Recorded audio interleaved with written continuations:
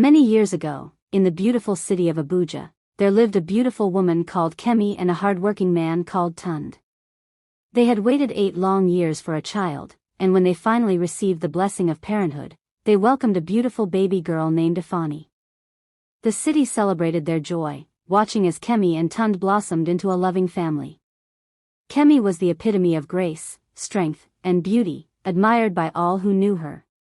Tund, devoted and loving, was her world, and together they built a life that seemed perfect. Yet, despite their outward happiness, Kemi felt an unease she could not shake, particularly when it came to Tund's family. His mother, though kind at times, had an overbearing presence and a tendency to undermine Kemi at every turn. Her subtle criticisms and disapproving glances gnawed at Kemi's confidence, but she swallowed it all in silence, thinking that everything would eventually fall into place. Then, one fateful day, Amara arrived in their village, a captivating woman from a neighboring town.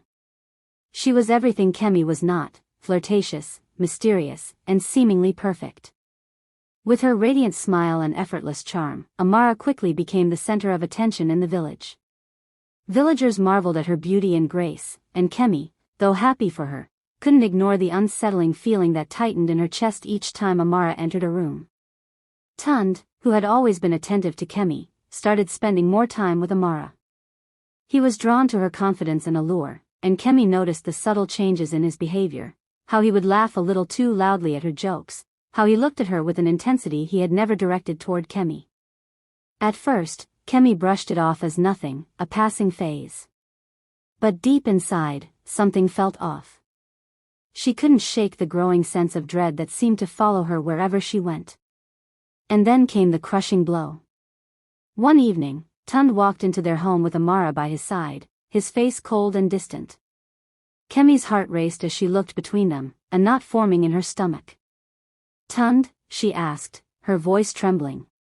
Without meeting her eyes, Tund spoke, his voice flat, unemotional. "Kemi, I want you to leave. Amara is my future now." Kemi froze, the air in the room thick with disbelief. She shook her head, as if she could will away his words, but they hung heavy in the air. "Tund, what are you saying?" Her voice cracked, barely above a whisper. "How could you do this?" "I'm sorry, Kemi," he said, his words devoid of the love they had once shared. "This is over. I need Amara now. You and Ifani don't belong here anymore." Kemi's breath caught in her throat. She looked down at their daughter, Ifani, clutched in her arms, her innocent eyes wide with confusion. "Tund, you can't do this. You can't just throw away everything we've built." But Tund's gaze shifted, and with a look of finality, he turned to Amara. She smiled sweetly at Kemi, her eyes full of satisfaction. It was then that Kemi understood: Amara had won. Tund had chosen her. Kemi was thrust out of the home she had built, the place that once held the laughter and dreams of their family. With nothing more than the clothes on her back and her child in her arms, Kemi was forced to leave, abandoned by the very man she had trusted with her heart. She wandered the streets with Ifani, begging for food and shelter, her heart broken beyond measure. The villagers, who once admired her, now whispered behind her back, calling her weak, calling her foolish. Days turned to weeks, and Kemi's desperation grew. She had nothing. No money, no home, no future. Her world had collapsed, and the grief she felt was unbearable. But as the days stretched on, anger began to rise within her. She wanted justice. She needed revenge. One night, as Kemi walked through the darkened streets, she encountered a mysterious figure, the priestess, a woman known in the village for her strange powers. The priestess saw the pain in Kemi's eyes and offered her a chance. "I can give you what you seek," the priestess said, her voice low and hypnotic. "You will have your revenge, but there is a price." Kemi's desperation clouded her judgment. "I don't care about the price," she whispered, her heart cold with rage. "I just want him to feel the pain I've felt. I want him to regret leaving me." Without hesitation, Kemi drank the dark potion the priestess gave her, a liquid that burned like fire but gave her a power she could never have imagined. The next day, Tund's body began to wither. He grew pale, weak, his strength draining away. He could no longer enjoy the life he had built with Amara. The curse had taken hold, and Kemi felt a twisted satisfaction in knowing that her revenge was working. A few months later, Kemi had watched with growing satisfaction as Tun's health worsened, each day a reminder of the price he was paying for betraying her.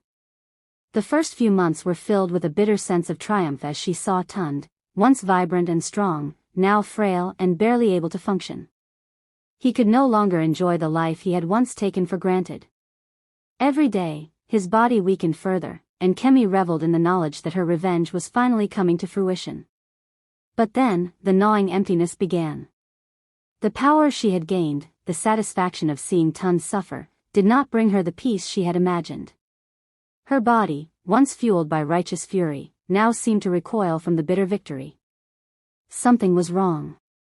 A dark, empty feeling started to settle in her chest, and she found herself unable to silence the quiet voice of guilt that had begun whispering to her. The cost of her revenge, she soon realized, was not what she had expected. Her heart ached with unbearable grief as the realization hit her like a tidal wave. She had been too consumed by her need for justice, her anger, and her thirst for retribution. In that dark moment when she had sought the priestess's help, she had only thought of herself, of making Tund and Amara feel the weight of her pain. But in her quest for vengeance, she had made a terrible, unforgivable mistake. Kemi rushed back to the small, modest home where she had left Ifani sleeping just hours earlier. The air felt thick with the cold realization, and her legs trembled as she reached the door. She pushed it open, breath catching in her throat. The room was silent. Kemi's legs buckled beneath her as she entered. Her daughter, the miracle they had waited for, was not there. The small bed lay empty, the soft blankets now disturbed, as though someone had been taken away in the night. Panic gripped Kemi's chest. "Ifani," she called, but the room echoed with nothing but silence.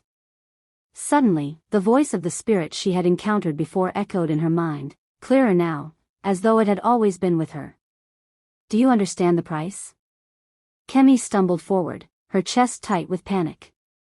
Her eyes scanned the room, but there was no answer. Only emptiness. A shadow moved in the corner of the room, and then, through the door, Kemi saw the faint outline of a figure. An elderly woman, bent and weathered, her face obscured by shadows, stepped into the light. "What have you done?" the woman whispered. Kemi's heart sank. She turned to face the figure, the sorrow and panic etched across her face. "Where is she? Where's my child?" Her voice broke as she collapsed to the floor, tears streaming down her face. The figure stepped forward, and for the first time, Kemi recognized her, the priestess, the same woman who had offered her revenge. Her eyes gleamed with cold knowledge. "You asked for vengeance, Kemi. You received it. But the cost was never meant to be Tund. The cost was the life of the one you cherish most." Kemi gasped, her world crumbling as the truth sank in. "No. No, this can't be true. My daughter, she's gone." The priestess nodded, her expression unreadable. "The curse was set in motion the moment you drank the potion. The price was steep, and the spirit that granted your vengeance took what you held most dear. Your daughter's life was the price for the pain you inflicted upon Tund." Kemi's breath came in shallow gasps as she tried to process the unbearable truth. "No, it's not fair. She was just a child. She was my everything." The priestess sighed, a sadness in her eyes that matched Kemi's. "Revenge comes with a cost. No one escapes its price, not even the strongest among us. You wanted to destroy Tund. But in doing so, you destroyed the very thing that mattered most." Kemi's heart shattered into 1,000 pieces. Her daughter, the child she had waited for so long, the one she had fought so hard to protect, was gone. All the power she had acquired, all the strength that had once seemed so sweet in her pursuit of justice, had led her here, to the deepest, most agonizing loss she could have ever imagined. With trembling hands, Kemi reached for the priestess, her voice barely a whisper. "Please, undo it. Bring her back. I'll do anything. Anything." The priestess shook her head, her face solemn. It is too late, Kemi. What is done cannot be undone. You must live with the consequences of your actions. Kemi sank to the floor, her body racked with sobs.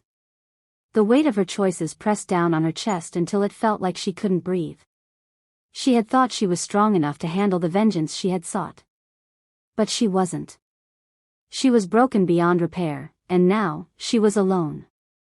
The priestess's figure faded into the shadows, leaving Kemi with the deafening silence of the room and the hollow ache in her heart. Tund, still weak and frail from the curse, returned to the village days later, unaware of the true cost of Kemi's revenge. He had seen only the physical toll it had taken on him. He had thought Amara's spell had worked, that he had been punished for his betrayal. But the real punishment, the true consequence, was one that he could never have foreseen. When Tund finally came to Kemi, thinking she would welcome him back, he found a woman changed, empty, hollow, with nothing left but the weight of the child she had lost. I'm sorry, Kemi, he whispered, his voice trembling with regret. But Kemi didn't answer. She couldn't.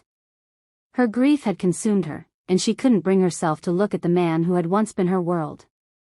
I lost her, Kemi whispered, her voice breaking. I lost my daughter. My beautiful, precious Afani. Tund stared at her, his own heart filled with guilt and confusion. Kemi, what happened? What did you do? Kemi looked at him, her eyes cold with the bitterness of everything that had transpired. You made your choice, Tund. And now, I'm left with the consequences. In the years that followed Afani's death, Kemi lived in a constant state of regret, the weight of her actions never leaving her heart. She realized too late that revenge had not brought her peace, only more suffering. Tund, weakened by the curse Kemi had set upon him, lived the rest of his days in physical pain and emotional torment, haunted by the loss of their daughter and the choices he had made. As time passed, Kemi found herself helping others who were suffering, seeking redemption through acts of kindness and compassion. She discovered that, while she could never undo the past, she could offer the love she once gave to Afani to those who needed it most. Though her grief never fully dissipated, Kemi's journey of self-discovery and healing brought her some peace. She spent the remainder of her days offering solace to those in need, honoring Afani's memory through her acts of compassion. Tund, left alone with his guilt, could never escape the burden of his actions. In the end, Kemi realized that vengeance had never been the answer. It was love, not revenge, that held the power to heal.